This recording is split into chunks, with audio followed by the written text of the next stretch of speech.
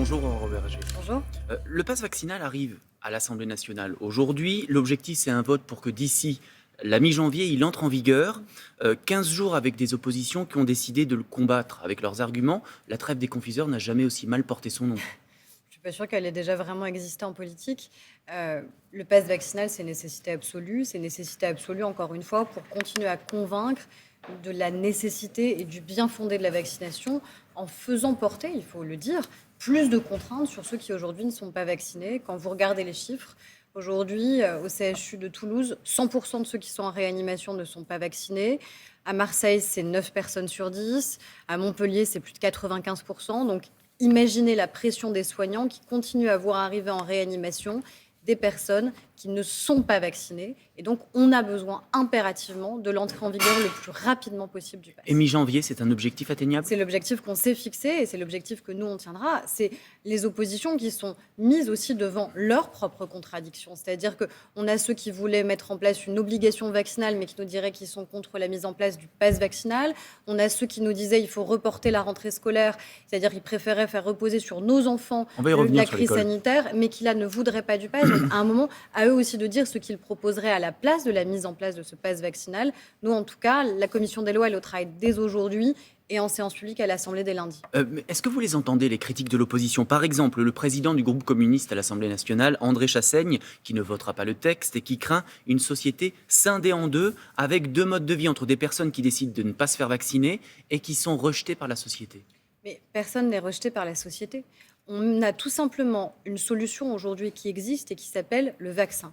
Il y a un an, on avait à peu près 65% des Français qui vous disaient « je refuse de me faire vacciner, je ne me ferai pas vacciner ».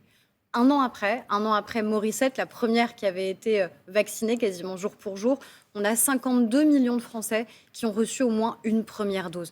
Quelle est la séparation de la société? J'entends même des mots bien pires que ceux du président Chassaigne, certains qui parlent de ségrégation, qui parlent d'apartheid. On est en train volontairement de tout mélanger. On est en train volontairement d'utiliser des termes qui sont indignes pour faire peser une pression sur celles et ceux, les parlementaires qui voteraient le pass vaccinal. Vous-même, vous avez porté plainte, vous l'avez annoncé hier oui. sur Twitter contre un tweet vous accusant, vous et ceux qui vont voter pour le pass vaccinal, d'être les dignes héritiers de ceux, je cite, qui votèrent le statut des Juifs.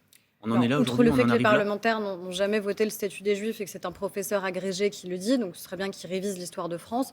Oser comparer la mise en place du pass vaccinal, c'est-à-dire la possibilité de mieux protéger les Français avec un statut discriminatoire basé sur la religion de certains Français qui a envoyé des dizaines de milliers de Français juifs à la mort, je trouve que c'est profondément indigne. Et moi, j'en ai marre. J'en ai marre, matin, midi et soir, de me faire traiter de nazi ou de collabo uniquement parce qu'on a un vaccin qui est mis à disposition de l'ensemble des Français et qu'on demande aux Français d'abord de se protéger eux-mêmes et aussi de faire preuve de solidarité, de fraternité vis-à-vis de celles et ceux qui sont fragiles et qui pourraient demain, à un moment, avoir besoin tout simplement de cette immunité collective. On en a en vérité tous besoin.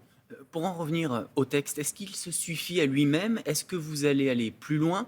On avait compris il y a quelques semaines que le pass sanitaire en entreprise, il n'y aurait pas d'amendement. Est-ce qu'il pourrait revenir par la petite porte, cet amendement pass sanitaire en entreprise? Il y a des parlementaires qui ont déposé ces amendements et je pense que c'est un débat qu'on doit avoir.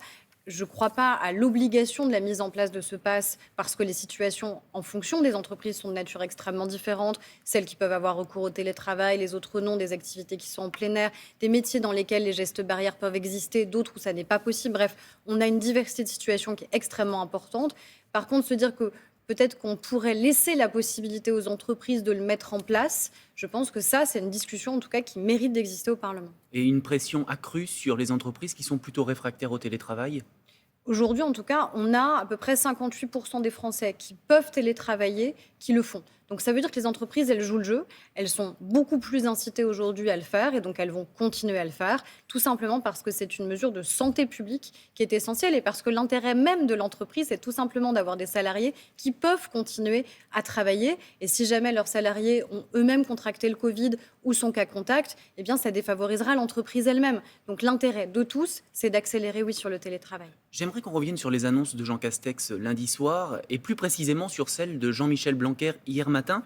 Le ministre de l'Éducation a indiqué que les élèves des classes primaires où un cas positif de Covid a été diagnostiqué devraient présenter au moins 2 tests négatifs à plusieurs jours d'intervalle. Le ministère ensuite a un peu rétro-pédalé. On n'a pas très bien compris où il voulait en venir, le ministre de l'Éducation nationale. Il y a eu du brouillard Alors, sur la ligne. la première chose, et moi je l'assume et nous l'assumons, c'est qu'on a tout fait pour maintenir nos écoles Elle est sanctuarisée, c'est ouvertes. votre doctrine, ça on l'a bien Mais compris. ce n'est pas juste une question de doctrine, c'est encore une fois un engagement de santé vis-à-vis des enfants. Les pédiatres notamment, c'est-à-dire toutes les sociétés de pédiatres en France, scientifiques, invitent à ce que les écoles restent ouvertes parce que c'est un enjeu de santé publique, d'abord pour les enfants, qu'ils aient accès à l'école. C'est un enjeu éducatif, c'est un enjeu social, c'est un enjeu de lutte contre les inégalités. Une fois qu'on a dit ça, la question c'est dans quelles conditions nos enfants y ont accès, dans quelles conditions nos enseignants peuvent y exercer leur Mais profession. c'est tenable avec un variant Donc, si contagieux. mais la question, c'est justement quelles sont les modalités, quels sont les protocoles qu'on met en place pour éviter le brassage. Aujourd'hui, on est extrêmement habitué à le faire. Et les enfants, d'ailleurs, ils sont habitués. Ils ont changé aussi un peu leur mode de comportement, à la cantine, etc. Il y avait une demande qui était forte sur le fait qu'on puisse avoir en effet plusieurs tests. Parce qu'un premier test peut se révéler négatif, mais on peut contracter le Covid dans les 2 ou 3 jours qui suivent. Et donc, avec un risque des enfants qui auraient été dépistés négatifs reviennent à l'école, alors qu'en fait, finalement, ils en étaient peut-être porteurs, mais pas encore signifiés. Donc, d'où la proposition du ministre de l'Éducation nationale de dire peut-être qu'il faut faire 2 tests pour s'assurer que tous les enfants qui reviennent soient bien négatifs et donc ne soient pas porteurs. Mais je préfère avoir un double test pour que les enfants reviennent à l'école plutôt que d'avoir des classes fermées systématiquement ou des enfants, comme dans beaucoup d'autres pays au monde, y compris nos voisins proches, qui pour certains n'ont vu l'école que quelques semaines dans l'année écoulée. Il y a une autre profession qui est en colère, c'est le monde de la culture, qui a vivement réagi après l'annonce du retour des jauges, 2000 en intérieur, 5000 en extérieur. Vous avez vu ces artistes, depuis hier, railler la tenue des meetings, parce qu'il faut le dire aussi, les meetings, eux, ne sont pas concernés par les jauges. Qu'est-ce que vous répondez à Eddie de Pretto, Grand Corps Malade, ou encore Clara Luciani, qui disent qu'ils sont, d'une certaine façon, bâillonnés? Alors, plusieurs choses. Déjà, aucun lieu de culture n'est fermé. Et ça, je crois que c'est un grand motif de satisfaction. Il va être limité. Non, mais aucun lieu de culture n'est fermé. On a vécu un moment où on ne pouvait plus avoir accès à nos cinémas, à nos théâtres, à nos musées, à nos médiathèques. Aujourd'hui, tous les lieux de culture restent ouverts. Et si tous les lieux de culture, d'ailleurs, ont pu rouvrir, c'est parce qu'on a massivement soutenu le secteur de la culture. Parce que, contrairement à d'autres pays, nos théâtres n'ont pas mis la clé sous la porte. Nos cinémas n'ont pas fermé. Nos tournages ont pu continuer. Les répétitions, les artistes ont pu continuer à exercer leur profession. Donc ça, c'est un vrai motif de satisfaction. Après, je pense qu'il y a en effet une incompréhension qui est liée au fait que les rassemblements politiques peuvent continuer à exister pour des raisons qui sont des raisons constitutionnelles, qui font qu'en effet, la vie démocratique, eh bien, elle est heureusement protégée dans notre pays et qu'en effet, on ne peut pas dire, l'État ne peut pas, de manière autoritaire, dire « vous n'avez pas le droit d'organiser un rassemblement ». Mais ça fait un peu faites ce que je dis, pas ce que je fais. Ben non, parce que nous, on va le mettre en place. Parce que nous, Vous, au sein de la majorité République En Marche, présidentielle... pour les meetings de qui? Pour tous les meetings demain qui existeront dans le cadre de la campagne présidentielle. Avec quel candidat? Écoutez, moi, vous savez très bien que je souhaite que le président de la République soit candidat. Je vous remercie de cette tentative ce matin pour me faire dire quelque chose. Mais en tout cas, ce qui est certain, c'est que nous, on a pris nos responsabilités. Moi, j'attends que tous les candidats à la présidentielle s'engagent très clairement en disant à partir du moment où des jauges sont mises en place, intérieures et extérieures, moi, candidat, moi qui aspire à devenir président de la République, Marine Le Pen, Valérie Pécresse, Éric Zemmour, tous les candidats qui sont en capacité potentiellement d'être au second tour devraient s'engager ce matin en disant que eux, ils incitent clairement à la vaccination.